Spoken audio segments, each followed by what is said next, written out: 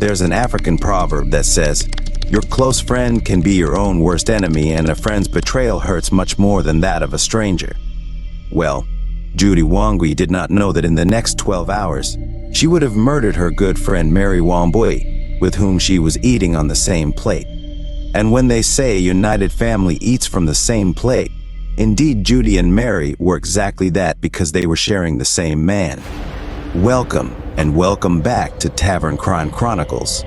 We explore strange, mysterious, chilling, and unsolved cases. If you have the nerve for fascinating stories, this is your channel. We approach our cases with empathy and extensive research, and if you appreciate our true crime storytelling, kindly support us by subscribing. Thank you. Today's story takes us to Kiambu County in the central province of Kenya. This is the second time I'm covering this area, but I would like to confess that Kiambu shockingly has had quite a number of murders, and we might be seeing it on our screens for quite some time. Besides Kiambu being an agricultural center feeding most of Kenya and its neighbors, it is also known for its magnificent housing estates, which are of course homes for the rich and affluent. These high-end apartments are said to go for at least 50,000 Kenyan shillings rent per month.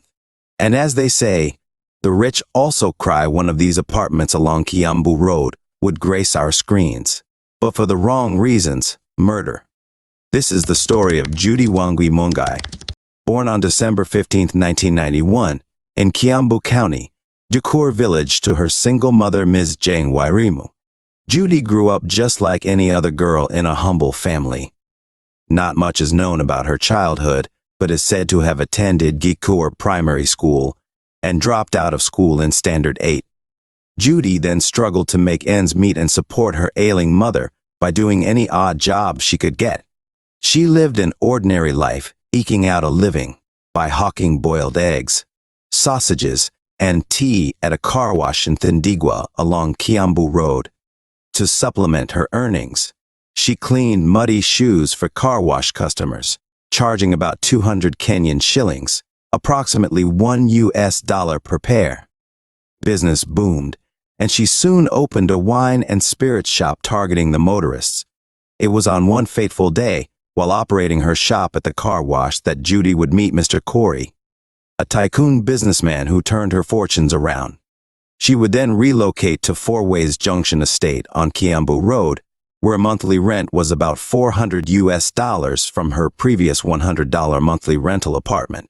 Her life had changed, and some say faster than she could ever have imagined, a true definition of from rags to riches. Now, who is the businessman Mr. Joseph Corey Carew? Corey's story starts in Nyeri County, where he was born from a humble family, and his luck in the timber business would later elevate him to tycoon status. Dining with the rich after he landed a tender to supply electricity poles for the Rural Electrification Authority, REA. His journey to success started humbly alongside his first wife, Grace Wangari, in a small room in Kayole. Despite facing life's early struggles, Joseph and Grace built a life together, eventually venturing into the rice business. They navigated life together and welcomed their beautiful boy in 2008.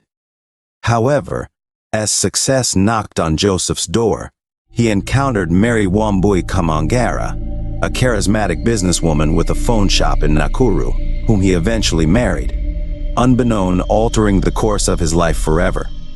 Joseph Corey must have a philandering vein in his body, for he would later meet Judy Wangui, a small businesswoman struggling to make ends meet. Caught in the allure of a different life, Joseph facilitated Judy's entry into the timber business. Little did he know that this move would entangle him in a dangerous love affair. What started a business relationship slowly mushroomed into a full-blown love affair. Joseph was enjoying the something different, while Judy, driven by her desire for luxury and a better life, became entangled with a married man. The affair grew harder, and after 3 years as Joseph's mistress, Judy wanted to be the First Lady, a title she proudly declared on social media. As days passed, the relationship intensified, leading to Judy's dilemma. Her dream life was within reach, but at what cost? Mary was beginning to suspect that her husband could be cheating, and Corey attempted to mend his rocky marriage with Mary by halting his affair. Judy saw the impending storm and devised a plan. Driven by rage, Judy one day confronted Corey in his matrimonial home, and seeing how impossible it was going to be to take wife position, Judy had to act fast. Judy Wangui and Mary Kamangara had bonded a friendship while Judy was an employee in their timber business. She therefore did not decline when Judy invited her to chill on a girls' day out. On one fateful January 2019, Judy visited Corey's home at Garden City, Kasarani Park at around 11:15 a.m. She found Corey leaving for a business meeting in Ngong. The two women had planned to have a girls' day out. They both left for the mall with Judy driving a Toyota Allion hired from Athens, a car dealer, and Mary driving a Mercedes-Benz. The two women visited Thika Road Mall and went to Homeland Hotel for lunch.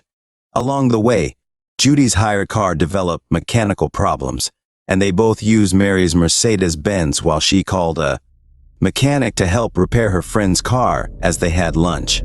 The two arrived at Homeland Hotel at 1:15 p.m.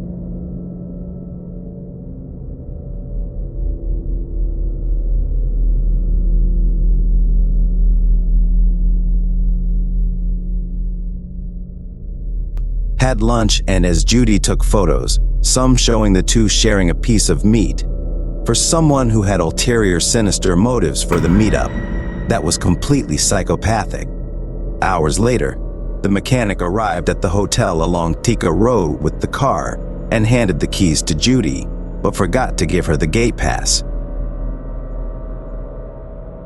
At about 6:00 p.m., the two women left the hotel and headed to Judy's Fourways Junction home, Daisy Courts, in Kiambu, using Mary's Mercedes-Benz. They left the just-repaired car behind because Judy did not have a gate pass. Whether Judy faked a mechanical condition so that she could lure Mary to her house, or she honestly needed a lift back home, we shall never know. But I leave that to you, my viewers, to fill in the blanks. On their way to Fourways Junction, Mary called her husband, filling him in with the details of their day. Still at his business trip in Ngong, Joseph Corey knew that drama would greet him when he got home, because there was no way his wife and mistress could be spending time together. On arrival at Judy's apartment, Mary was welcomed by an unpleasant surprise when Judy opened the door to her house. The striking resemblance of her couches and those Mary had seen on her husband's phone caught her eye. It was a match. She had been suspecting her husband of cheating, and now she was holding her breath trying to take it in, not believing her eyes. No sooner had Mary sat down to process that discovery than she saw a portrait of Judy and Joseph Corey, her husband hanging on the wall smiling as if welcoming her there. She was so angry, and to her dismay, it looked like just the portrait at home. What utter disrespect. Within a few seconds, a deadly confrontation would start. "Judy, you mean you are the one sleeping with my husband, after helping you as an employee?" However, Judy, in her usual Slay Queen aura, was hearing none of it and was looking at her with a blank, cold stare. The truth now lay bare, and Judy waited for her to do her worst, because, well, that is what she wanted. Mary's eyes continued to sweep the living room and fell on a car lot book. She went for it, opened it, and discovered it was identical to her very own Mercedes-Benz. The truth quickly registered that her husband had maybe bought for his mistress a car exactly like her own. Mary's anger was now at boiling point. "So, what can you do about it?" Judy jeered at her now angry friend. As fast as lightning, the two jumped for a knife that was in their reach, with Mary getting to it first. They say, hell has no fury like a woman scorned. Mary was ready to literally fight for her marriage. Sensing defeat, Judy dashed to her kitchen and grabbed her pressure cooker.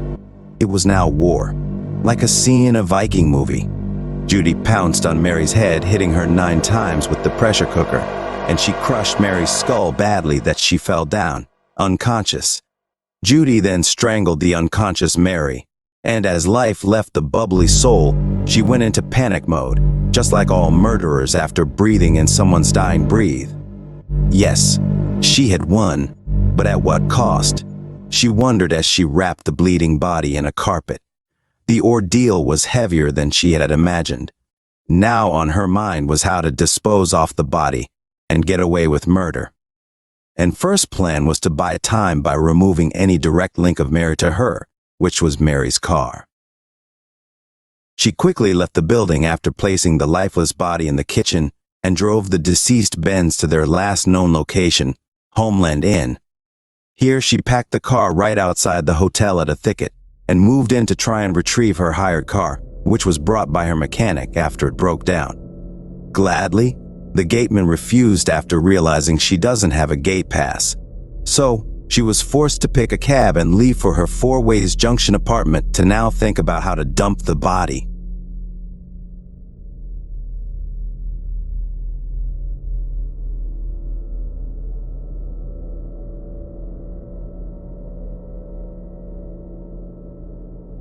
Every minute was precious now, and she couldn't afford to waste. Meanwhile, Joseph Corey had already arrived home and was wondering why his wife has not arrived, which made him call his parents to tell them his wife was kidnapped. His parents then informed his in-laws, who were shocked. Judy, on the other hand, was thinking of how to get aid, and the first person she called was Michael Githay Mathinch, a businessman who owned a car hire company, to come pick up his rental car. Unknowingly, he drove to her apartment in his Toyota Noah, only to be met with a gory scene. Expecting keys to his Toyota Allan, he was then blackmailed that Judy would scream if he did not help her dump the body, so he accepted, and the two left for Homeland Inn to first get his car. Sadly, the guard stood his ground, and they drove back with his Noah and Mary's Benz. On arrival, the two hurriedly carried the lifeless body and bloodied sheets plus cooker and placed them inside the Benz. Using the Kamiti Ruru Road, the two cars followed each other to their destination, Mugutha Dam, with Judy driving the deceased's Benz. In the wee hours of 27th January, the two dumped the body beside Mugutha Dam after Mathinch killed Judy's idea of drowning the body with the vehicle, to divert the story like she had committed suicide by driving into the dam. They later went to Gitambaya, where she threw the murder weapons and bedsheets used to cover the body. Afterwards, they proceeded towards Githunguri via Kirujiti route, where they threw a bloody carpet, before proceeding to Kwa Maiko Center, where they abandoned the deceased car and headed back home. Now on her mind was a perfect cover-up. Because of her daring selfishness, everyone had to lose according to her, and so sinister was her plan that she claimed Joseph Corey headbutted his wife with his gun, killing her, and then offered Judy to 1 million Kenyan shillings for her silence. A true snake. Joseph Corey awoke the next morning to terrible news of a body found near the dam. He rushed there to check if it was his missing wife Mary, and was arrested on site. They inquired how he knew that his wife's body would be found there, and of course connected it with the allegations that Judy had put on him. And when he tried to explain himself that he had read the news of a dumped woman at the dam on Facebook, the police refused to accept, since Judy, who had earlier been arrested in connection to the murder, stuck to her story that Joseph killed Mary by hitting her with his gun. A betrayal so sad that when Joseph Corey appeared in court, he was crying in disbelief at the kind of nightmare he was having. Corey actually testified against Judy, saying that she had forcefully transferred the logbook of the Mercedes-Benz into her names. All because of sex, he was now a suspect in the murder of his wife, and the one accusing him was the one he thought loved him, his mistress.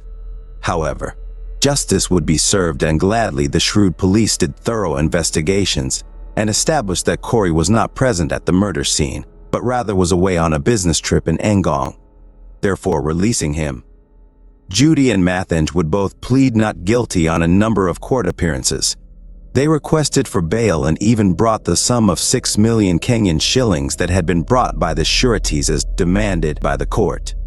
However, this move would be heavily protested by Mary's family, and bail was denied.